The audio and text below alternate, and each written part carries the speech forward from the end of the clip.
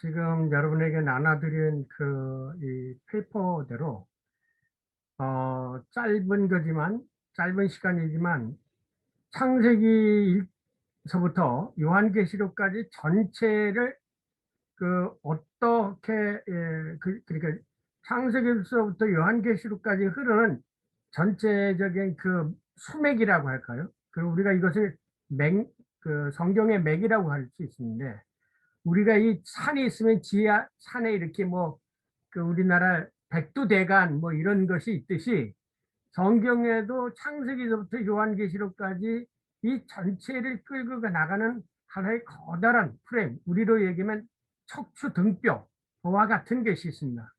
오늘은 그 척추 등뼈와 같은 것을 여러분에게 말씀드리려고 합니다. 여러분에게 나눠드린 페이퍼를 보시면서 나중에 보시고요. 오늘 한 내용은 그거를 알아야, 제가 오늘 설명드린 걸 알아야 오늘 제 12장에서 말씀드리고자 하는 언약의 기초에서 예언을 읽으라 이런 말을 이해할 수 있습니다. 근데 여러분이 이 구약 신학에서 공부를 하시지만 이 예언서 연구하고 소위 이 언약 신학하고는 불가분리 관계가 있습니다. 그래서 학교에서 여러분 이 언약 신학에 대한 거를 구약 신학에 별로 배우지 못하셨을 거예요. 저는 구약 신학에 언약 신학을 전공을 했습니다.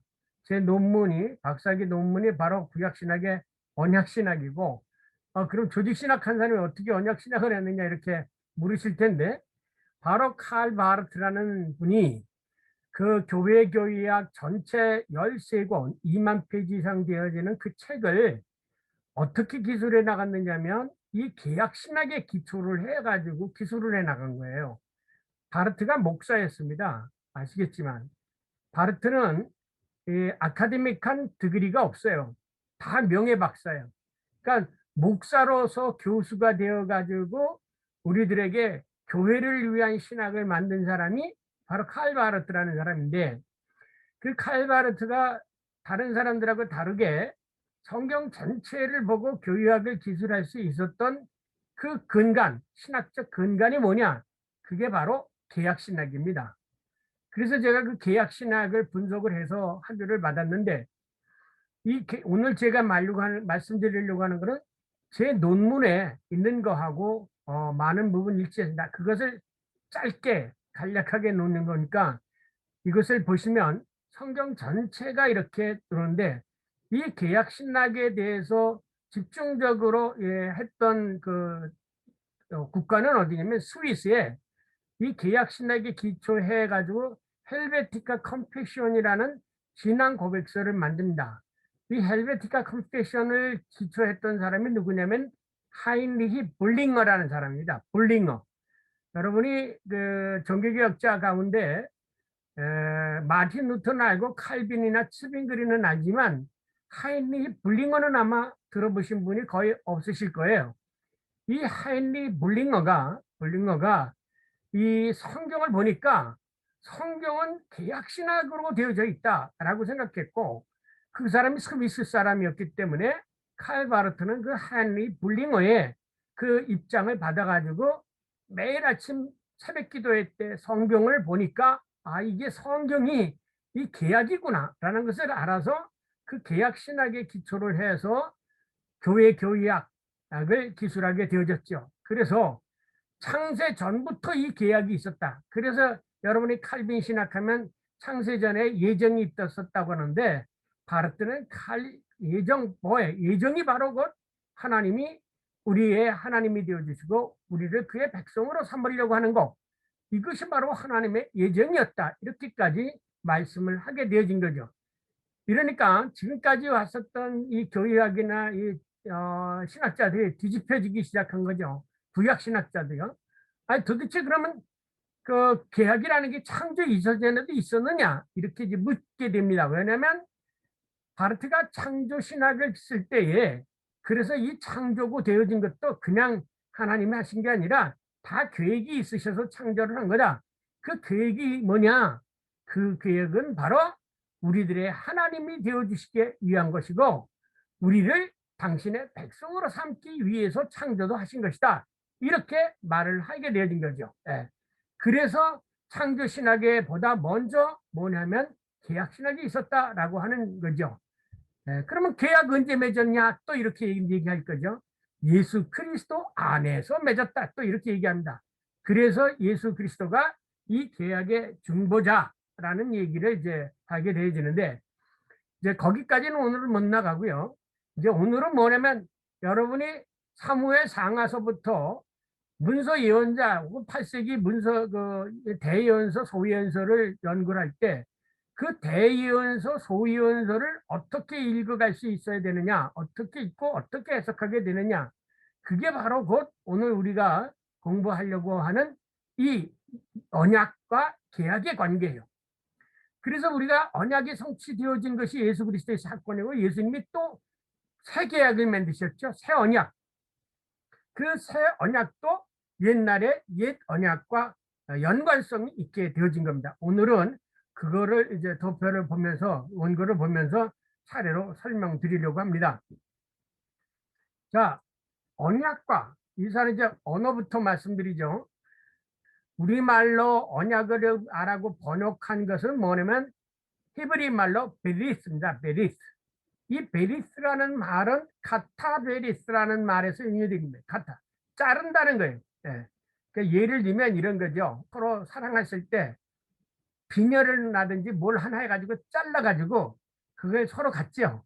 그러므로 인해서 너와 나는 이제 영원히 한 사람이고 부부다. 그래가지고 해서 이 자른다. 그래서 그 자른다는 것에서부터 이 언약이 베리스라는 말이 형성이 되어진 겁니다. 그런데 이 언약 신학이 구약 신학의 가장 중심적인 거이기 때문에 이 어원에 대한 문제라든지 혹은 계약의 종류락에 대한 문제라든지 계약을 어떻게 맺었느냐라든지 혹은 국제 계약과 계약의 정서에 나타난 계약, 이런 여러 가지가 많이 있는데 그거는 이제 구약 신학적으로 세부적으로 연구를 들어가는 거고, 성경에서 어쨌든 언약이라고 하면 말씀 원자, 우리가 약속에, 그러니까 말로 약속해 주신 거예요. 근데 이 말로 약속한 거를 법제화하는 예식을 거칩니다. 그 법제화하는 예식을 거치면 그게 뭐냐면 계약이 되죠. 예를 들면 이런 거죠. 다음 주에 그 임차인과 임대인이 전세를 내놨어요.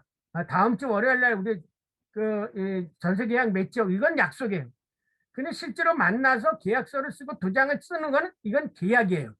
그러니까 마찬가지로 하나님께서 우리들에게 언약을 해줬어요. 그게 뭐냐면 내가 내 언약을 너와 내 대대 후손에게, 그러니까 하나님께서 맺은 언약은 이게 영원 올람 베리스라고 합니다. 올람, 영원한 언약을 맺었다. 무슨 언약이냐? 너와 내 후손의 하나님이 내가 되어줄 테니까 너는, 너와 내 후손은 나의 자손, 나의 백성이 되라. 이게 하나님의 언약이에요. 그래서 내가 너와 내 후손에게 내가 거류한 땅, 이 가나안 땅을 영원한 걸 주게 되고 나는 그들의 하나님이 되리라.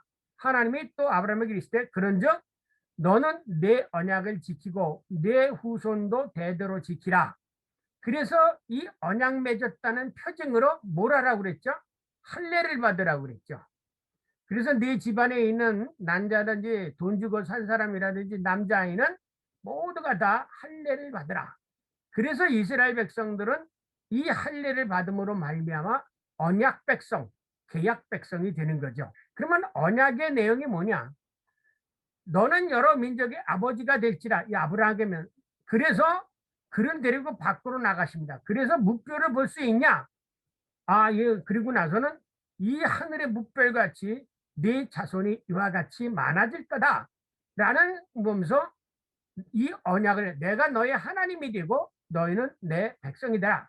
나는 그들의 하나님이 되라. 이게 하나님의 백성이에요. 그런데 이것을 아브라함이 하나님에게 무슨 우리 계약 맺읍시다 해서 맺은 게 아니라 하나님이 일방적으로 이것을 약속을 해주셨기 때문에 이것을 가르쳐 이제 신학자들은 이거를 편무 계약이라고 합니다.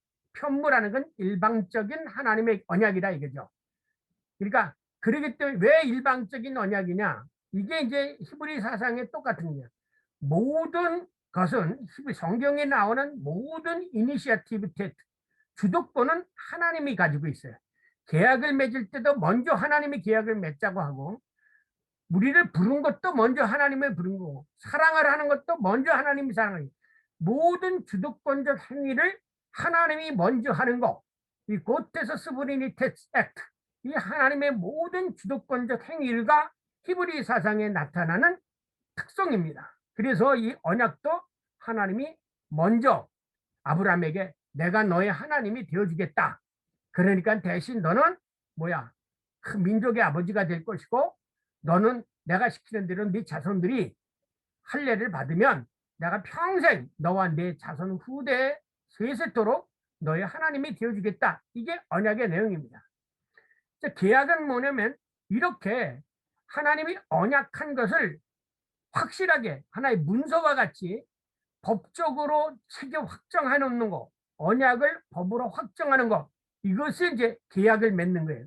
그래서 이런 약속을 하시고 여호와 하나님이 계약을 맺으십니다. 어떻게 계약을 맺으면 그가 이르되 여호와여 내가 이 땅을 받을 것을 무엇으로 알릴까? 이게 표정을 증거를 달라 이거죠. 하나님 그렇게 하나님이지만 아무리 하나지만 부도낼 수도 있지 않습니까? 하나님 부도내지 않으면 내가 부도내면 어떡합니까? 이거 분명한 증거를 좀 증병을 보증을 해달라고. 그러니까 이제 여호와께서 그를 데리고 그래? 그러면 너 3년 된 낭사, 3년 연소, 3년 순상을 가져가다가 여기 그 중간을 쪼개고 그 쪼갠 것을 서로 마주보주게 해라. 그러니까 소를 해가지고 두 각을 떠가가지고 두 개를 이렇게 나눠 놓으라는 거죠. 그랬는데 저녁에 해가 지니까 아브라함은 깊은 잠에 들었고 흑암이 어두움이 깊었을 때 해가 져서 어두울 때 영진하는 화로가 그 횃불이 다 불로 나타나가지고는 그 쪼갠 고기 사이를 싹 지나가는 거예요. 이게 이제 뭐냐면 이스라엘 사람들이 여기서 카타베르트 쪼갠다는 얘기요. 그래서 아까도 비녀 같은 거 쪼개가 가지고 뭐 서로 쪼개서 둘이 같듯이 이 쪼개는 거, 이게 쪼개는 게 하나의 계약이에요. 그래서 하나님이 그 쪼갠 사이를 지나갑니다. 그러면서 아브라함에게 언약을 세우되 자 내가 이 소 땅을 주겠다는 걸 나 약속하마. 그러면서 구체적으로 애굽의 강가로부터 유브라데스 강까지 내가 네 자손들에게 다 주마. 이와 같이 여 하나님께서 아브라함에게 말로 약속하신 것을 법적으로 확정해 주는 사건이 바로 계약을 체결하는 방법입니다. 자, 이것을 우리는 이제 어디서 볼 수 있겠냐면 이스라엘 백성과 여호와 하나님이 시내산에서 똑같이 방식으로 계약을 체결합니다. 어떻게 계약을 체결하냐면 모세가 여호와의 모든 말씀을 낭독해요. 이게 뭐야? 십계명이에요. 이른 아침에 일어나 산아래 제단을 쌓고 이스라엘 12지파를 상징하는 12기둥을 세우고 이스라엘 자손의 청년들을 보내어 여호와께 소제와 번제를 드리게 하고 모세가 피를 받아가지고 반은 제단에 뿌리고 반은 백성들에게 뿌립니다. 그래서 이때부터 뭐냐면 피로 맺은 언약, 그래서 언약의 피라는 게 생기는 겁니다.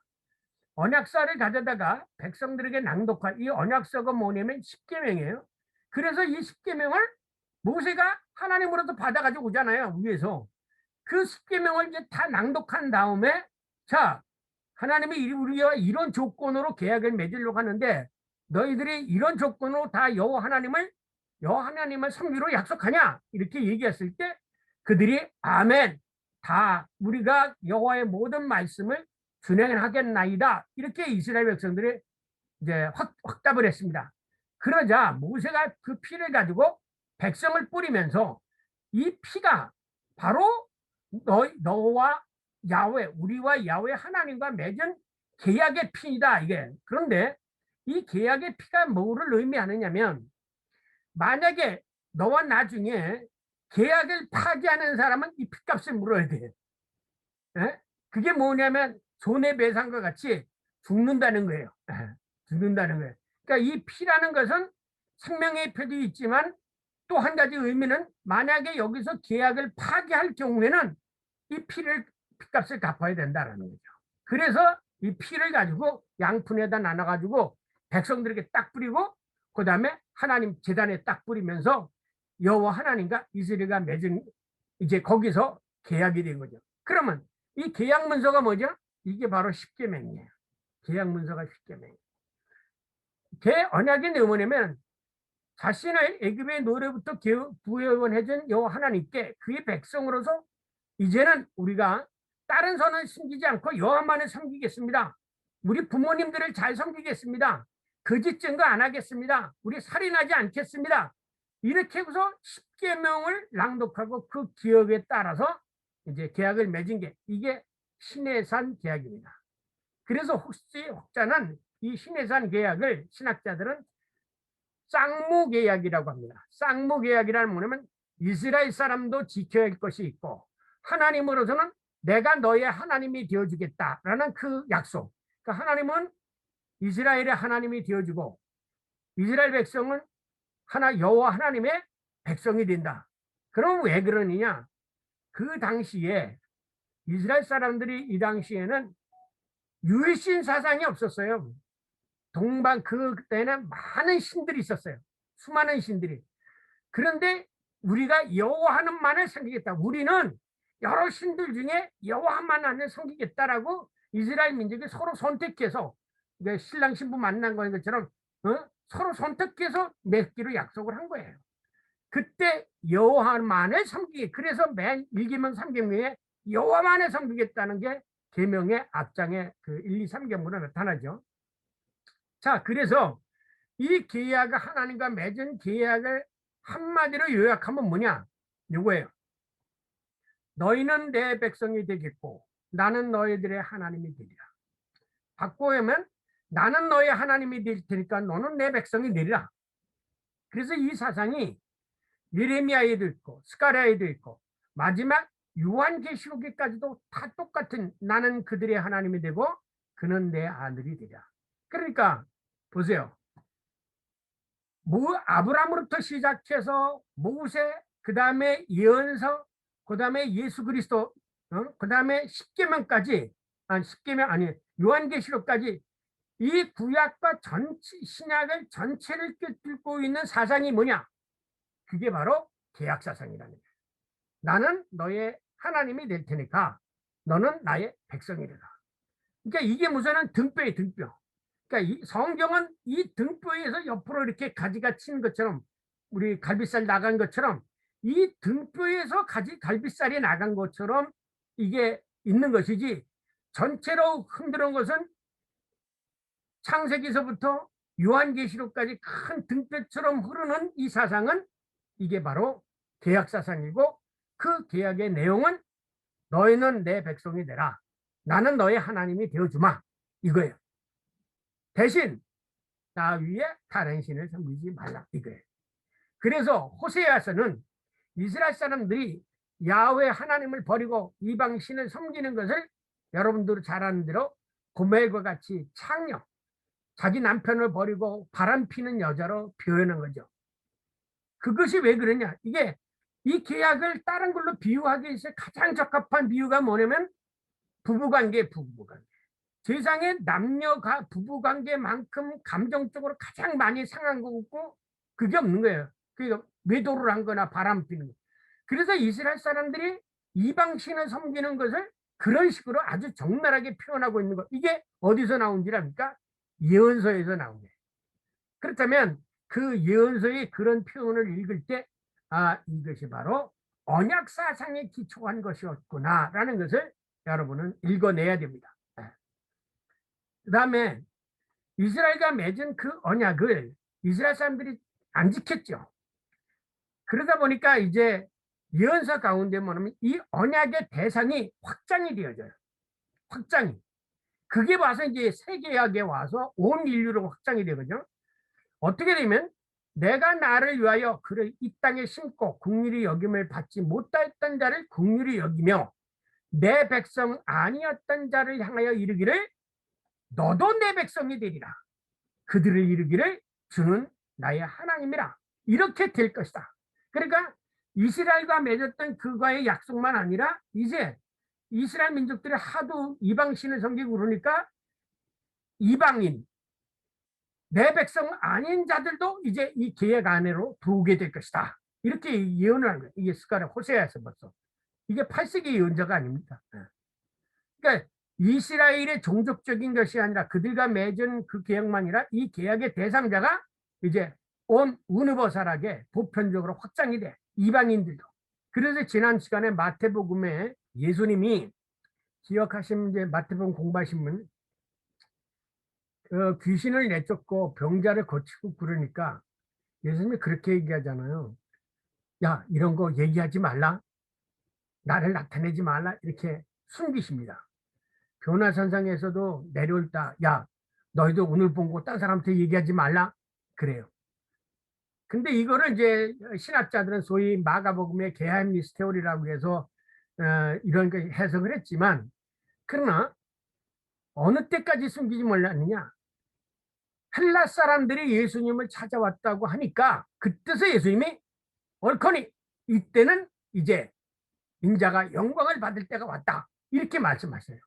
그러니까 이방 사람들이 예수 그리스도를 찾아오고 이방 사람들이 복음을 듣기 시작할 때까지 제발 지금까지 너희들이 본 것을 얘기하지 말라. 그렇게 말씀하신 거예요. 이와 마찬가지로 오늘 여기서도 호세아가 뭐냐면 너희들만 하나님의 백성이라고 까불지 말라. 하나님이 이제는 백성 아닌 사람들도 하나님의 자녀로 삼아서 그들도 그들의 하나님도 되어주실 것이다. 이렇게 예언을 하면 합니다. 그러니까 이 계약이 우니버살하게 확장이 된 거죠. 그래서 이스라엘 사람들이 이 계약을 파기하니까 하나님이 여러분이 에스겔서 30일 예레미야 31장은 포로 후기나 포로 기간 동에서 뭐냐면 하나님 뭐라 그러면 내가 계약을 다시 맺어야 되겠다. 이게 계약 갱신이에요. 31절은 여호와의 말씀이라 보라 날이 이르니 내가 이스라엘 집과 유다 집에 새 언약을 맺으리라. 요거 보세요. 이 언약은 내가 그들의 조상들을 손잡고 애굽 땅에서 나오던 날에 맺던 것과 같지 아니할 것은 여기 내가 그들이 남편이 되었어도 이게 뭐냐면 아까 그랬죠. 호세아처럼 남편과 아내로 표현했던 내가 그들이 남편이 되었어도 그들이 내 언약을 깨뜨려 여호와의 말씀이에요. 그러나 그날 후에 내가 이스라엘과 맺은 언약은 이러하니 곧 내가 나의 법을 그들의 속에 두며 그들의 마음에 기록하여 이 십계명 같은 하나님의 말씀을 마음속에 기록해 준다고 했어요. 문서로 기록해 놓으니까 안 지켜. 그래서 핑계하지 못하도록 이 마음에 써주겠다 이거예요. 하나님의 언약을. 그래서 나는 그들의 하나님이 되고 그들은 내 백성이 될 것이라. 이렇게 약속합니다. 이 약속에 따라서 예수님이 잡히신 날 전밤에 잡히시던 날 밤에 여러분이 잘 아는 대로 새 언약을 맺죠. 그때 뭐라고 얘기합니까? 나의 피 언약의 피다. 아까 출애굽기에 뭐랬어요? 언약의 피라고 그랬죠. 여기 너희와 세운 언약의 피다. 얘기한 것처럼 예수님도 시내산에게서 맺은 거 새로 맺어야 되겠다면서 언약의 피, 나의 피라고 예수님이 계약을 맺으신 거죠. 그러니까 이 성만찬이 바로 뭐냐면 옛날 시내산에서 이스라엘 사람들이 하나님과 계약을 맺었던 것처럼 우리들이 하나님과 계약을 맺는 거예요. 누구 피로? 예수 그리스도의 피로 계약을 맺는 거예요. 그래서 이것을 언약의 잔 그렇게 피로 말씀하십니다. 그러면 이 언약의 뭐 때문에 오냐면 이 언약은 요거예요. 죄를 사하기 위해서 죄를 사해 주기 위해서 맺은 언약. 그래서 여러분 교회에서 교인을 계수할 때 어떻게 계수합니까? 세례교인을 가지고 교인을 계수하는 거죠. 원칙적으로. 출석교인을 계수합니다. 세례교인은 뭐예요? 교리문답을 받고 성만찬에 참여할 수 있는 사람이에요. 이게 진짜 교회 멤버라는 거죠. 교회에 들어온 사람이 아니라. 왜? 그들은 하나님과 계약을 맺었어요. 뭐라고? 그래서 여러분 그 세례문답할 때 뭐라고 합니까? 이제 당신은 예수 그리스도만을 당신의 구세주로 알고 믿고 섬기기로 약속하십니까? 그렇죠. 그때 그 사람이 이해했잖아요.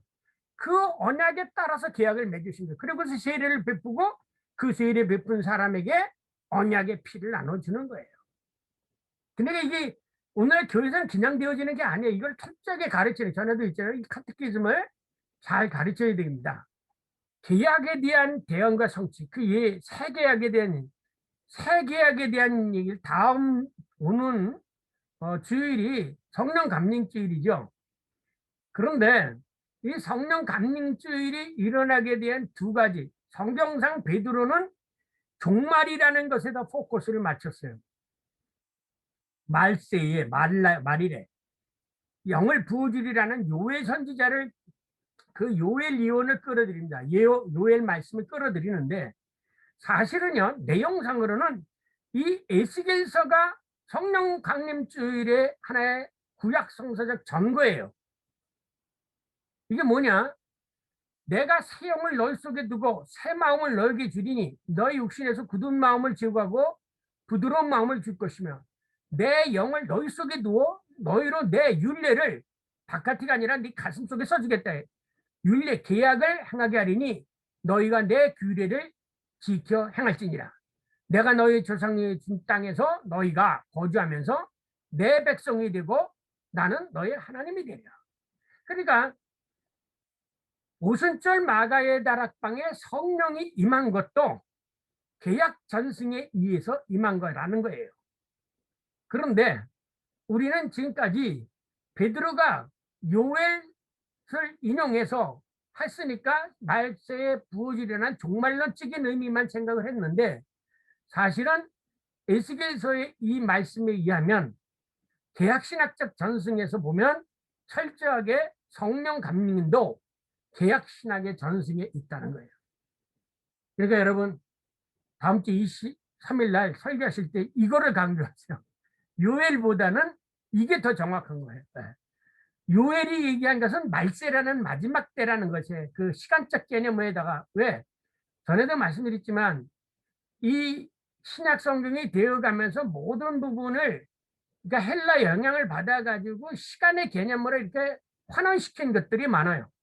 그러나 본래 히브리적인 사고는 시간적인 개념보다는 공간적인 개념, 왜?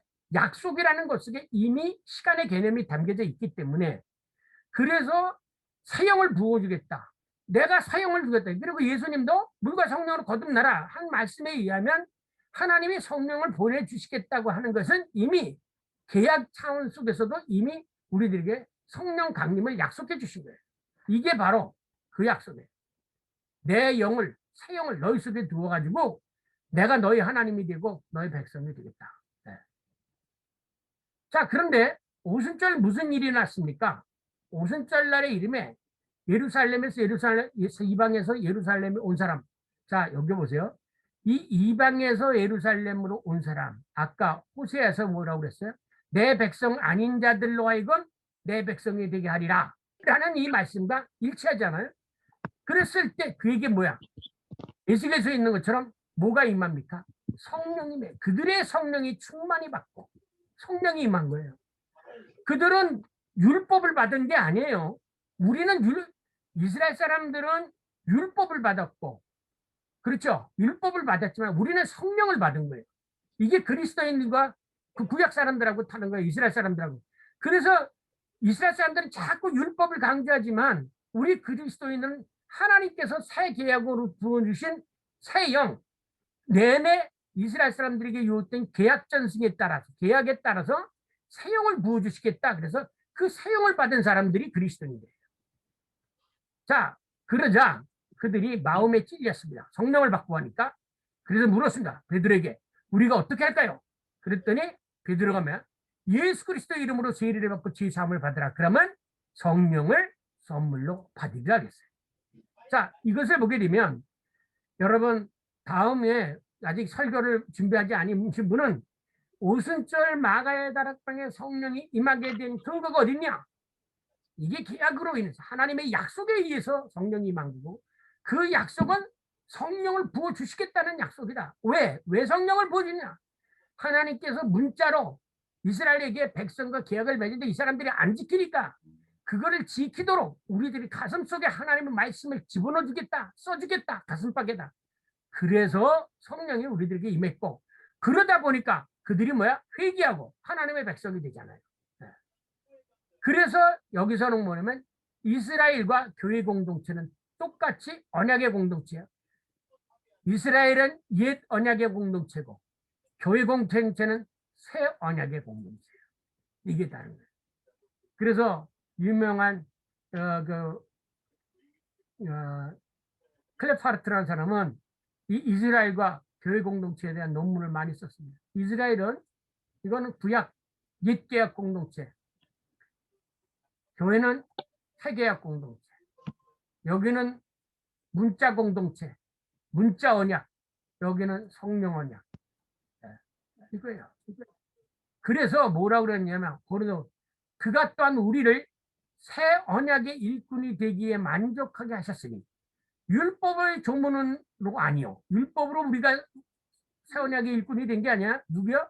오직 영으로 우리가 성령을 받음으로 새 언약의 일꾼이. 율법은 죽이는 것이요, 영은 살리는 것이라.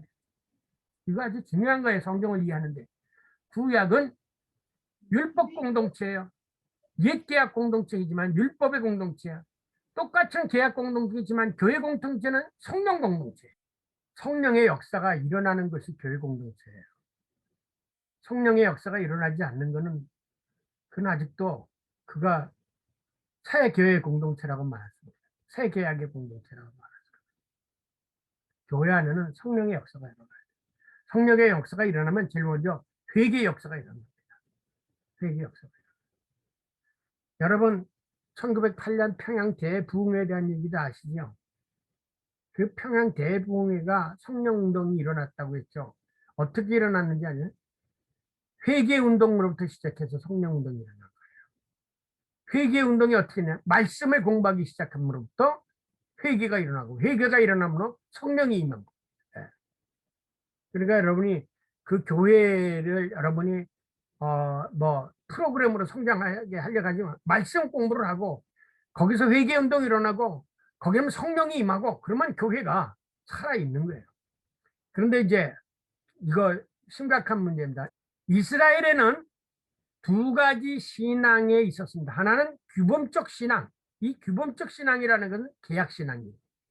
통속적 신앙이에요. 이 통속적 신앙, 이스라엘 사람들이 이거 보세요. 우리가 착각하는 게 있는데 이스라엘 사람들이 신앙생활을 잘한 것 같죠? 그럴 것 같았어요? 예언자들이 계속해서 지속적으로 나왔다는 것은 이스라엘 사람들이 신앙생활을 안 하고 계약을 파기하고 그랬어요. 네. 어느 정도 부패했느냐면 오늘날하고 똑같아요. 이스라엘의 기본적 신앙은 하나님과의 계약에 기초한 신앙이었습니다.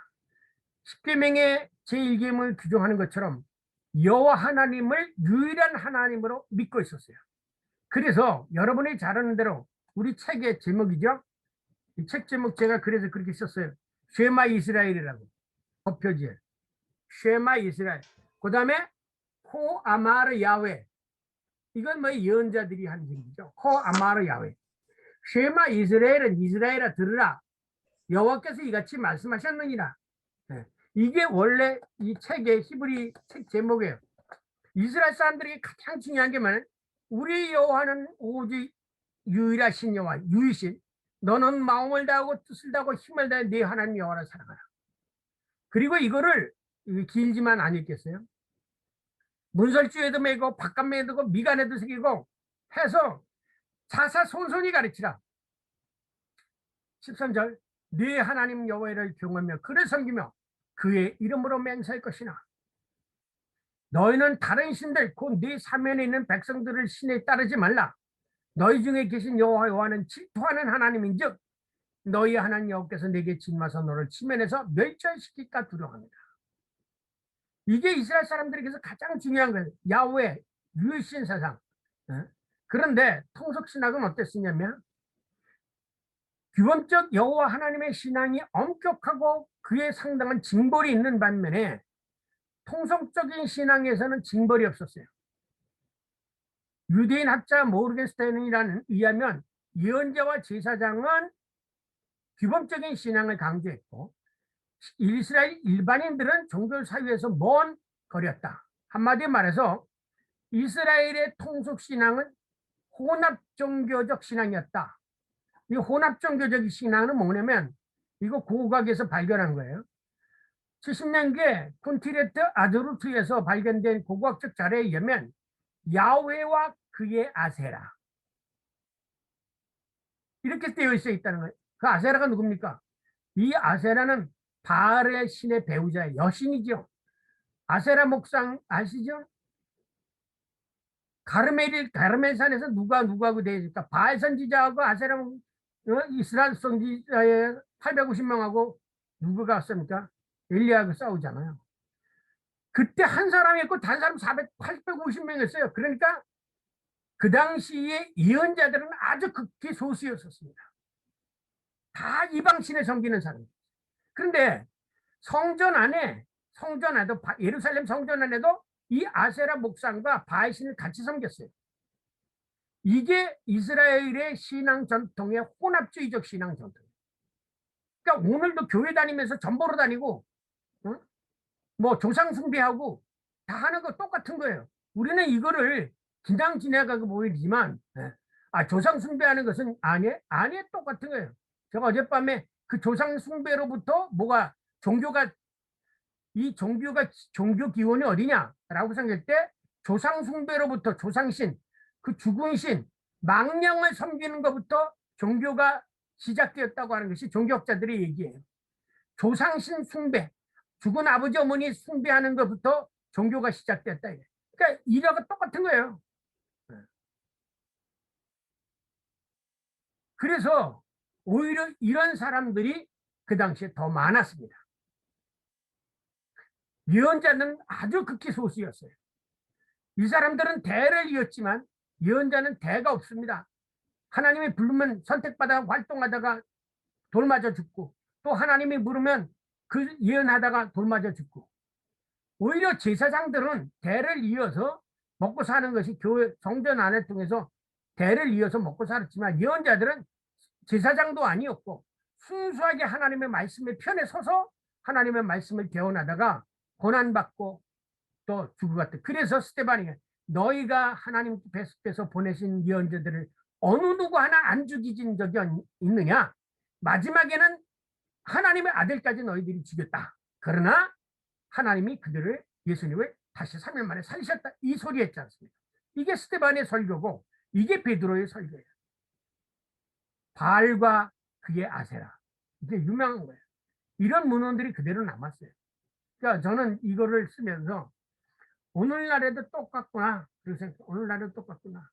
오늘날에도 참 하나님, 참 야훼 신앙을 교회에서 찾아보기가 힘들고 모두가 싱크리티드, 혼합 종교가 되어져 가지고 세상적인 거, 세상적인 거 다 받아들여 가지고 무슨 영성 신학이니 뭐니 떠들어가면서 이걸 하고 있어요. 그것이 비기독교적인 것이라는 걸 몰라요. 그러니까 어떻게 하겠어요? 이게 문제예요. 이러한 순환적 상황 속에서 규범적 여호와 신앙의 정신자들이 바로 구약의 대언자들이었다. 그들은 철저하게 하나님의 말씀을 증언하는 사람이었어. 그래서 극히 소수였습니다. 그들은 통속적인 신앙을 가진 이스라엘 사람들에게 여호와의 신앙으로 되돌아올 것을 선포합니다. 만일 이 대언자들이 없었다면 규범적 신앙은 없어지고 말았을 것입니다. 이 사람들로 인해서 이스라엘의 신앙이 계승되었다는 겁니다. 예언자 신앙. 근데 이 규범적 신앙은 다름 아닌 바로 여호와 하나님만을 섬기는 계약 신앙이었어요. 그래서 예언자의 신학의 기초가 뭐냐? 그게 바로 계약 신학이에요. 예언자의 신학이 기초가 예언자들이 그런 예언을 하고 했던 그 신학의 밑바닥, 그 예언의 밑바닥이 뭐냐? 대언의 밑바닥이 있는 게 이게 바로 계약 신학이라는 거예요. 그래서 그러면 이 대언의 선포 양식이 있습니다. 아까 읽었죠? 만일 뭐뭐하면 뭐뭐하게 되고 만일 뭐뭐하지 않으면 뭐뭐하게 된다. 네가 여호와를 섬기면은 나와도 복을 받고 들어가도 복을 받고 만약 내가 여호와를 섬기지 않고 이방 신을 섬기게 되어지면 밖으로 들어가도 저주를 받고 나가도 저주를 받는다. 철저하게 if then if not then의 구조로 대언을 하게 되죠. 그러니까 예언이라는 것은 앞으로 어떻게 일어날 것을 얘기하는 게 아니라 하나님의 말씀을 대언해요. 그런데 이 대언하는 것에 따라서 네가 어떻게 받아들이느냐에 따라서 네가 스스로 복을 받을 수도 있고 저주를 받을 수도 있다는 거예요. 그래서 이 예언 속에는 미래가 열려져 있는 거예요. 그래서 그것을 서구 헬라적인 사람들이 이것을 시간적으로 얘기하니까 뭐 앞으로 일어날 것을 얘기하는 것처럼 얘기하는데 아니에요. 예언의 양식에는 항상 만일 뭐뭐하면 뭐뭐하게 되고 만일 뭐뭐하지 않으면 뭐뭐하게 된다. 네가 오늘이라도 회개하고 와서 돌아오게 되면 하나님께서 너의 죄를 용서하려니와 네가 아직도 교만해서 하나님을 떠나면 너는 저주의 저주를 받을 것이다. 이거예요. 그래서 안 돌아오면 저주를 받고 징벌을 받고 돌아오면 용서를 받는 거예요. 그래서 요 1단계, 2단계, 요 3단계가 바로 하나의 예언서가 기술하고 있는 하나의 기술 양식이에요. 모양은 요거지만 양식은 그러지만 단계별로는 맨 처음에는 죄를 책망하여 그래서 예언자들이 항상 그 시대적 상황을 선포하죠. 너희들은 지금 저울이 어떻고 제사 드리는 게 어떻고 전부 썩은 물질만 가져오고 다리 저는 눈만 가져오고 그 당시에 죄악상을 고별합니다. 그러면서 너희들이 만약 회개하지 않으면 앞으로 이런 징벌이 있을 것이고 선포합시다. 그러나 지금이라도 돌아와서 하나님께 여호와께 회개하고 돌아온다면 하나님이 너희에게 너희 죄를 용서하시고 앞으로 이렇게 너희에게 복을 주실 것이다. 이러한 양식으로 되어 있는 것이 예언서라는 거예요. 자, 예문 1단계. 이스라엘 자손이 여호와의 목전에 악을 행하니라. 이게 죄에 대한 고별이에요. 그랬더니 여호와의 자손이 여호와의 목전에 악을 행함으로 여호와께서 모압 왕 에글론을 강성하여 그들을 대적해서 그들에게 벌을 내리시죠. 그런데 이스라엘 자손이 그렇게 고통을 당해야 되니까 88년 동안 고생을 해 여호와께 다시 하나님께 부르짖었어. 그랬더니 하나님이 그들을 그 부르짖음을 들으시고 그들을 위하여 구원자를 세워가지고 이 이스라엘 민족을 이 에글론 왕 모압 왕으로부터 해방시켰어. 이게 이스라엘의 역사예요. 이게 이스라엘의 역사예요. 그러니까 베드로도 똑같은 거죠. 회개를 촉구합니다. 그들이 말을 듣고 마음에 찔려서 어떻게 할까 하니까 그러면 회개하고 예수 그리스도 이름으로 세례를 받아. 그러면 너희들이 성령을 선물로 줄 거야. 새로운 미래를 약속해 주십니다. 그러면 이것이 어떻게 예수 그리스도의 사건으로까지 연결이 되어져 왔느냐? 하나님의 언약과 예수 그리스도의 사건. 여러분 계약은 아브라함과 계약 맺기 전에 누구하고 계약을 맺습니까? 노아하고 계약을 맺죠. 근데 하나님이 노아를 심판하고 나서 무슨 계약을 맺냐면 은혜의 계약을 맺어요. 영원히 변치 않는 은혜의 계약을 맺어요. 내가 나와 너와 함께한 모든 생물이 돼. 그래서 이걸로 운이보살한 계약이라고 해요. 보편적 계약이라고 해요. 영원한 언약을. 무슨 언약이냐? 다시는 너희들 징벌하지 않겠다. 심판하지 않겠다. 그럴 때 어떤 사람은 물로 심판은 아니지만 불로 심판할 것이라고 얘기하는데 그게 아니라 여기에 주된 말씀은 내가 다시는 너희들을 심판하지 않겠다. 구원을 할지언정 심판하지 않겠다. 이거예요. 이게 하나님의 영원한 계획이에요. 그런데 이 계약이 갱신이 되죠. 옛 계약이 새 계약으로 갱신이 될 때 아까도 말씀드린 것처럼 옛날 이스라엘 맺은 계약과 같지 않다. 뭐를 계약이냐? 새 계약을 체결해 주신다. 예수님이 죄 용서의 계약을 체결해 주세요.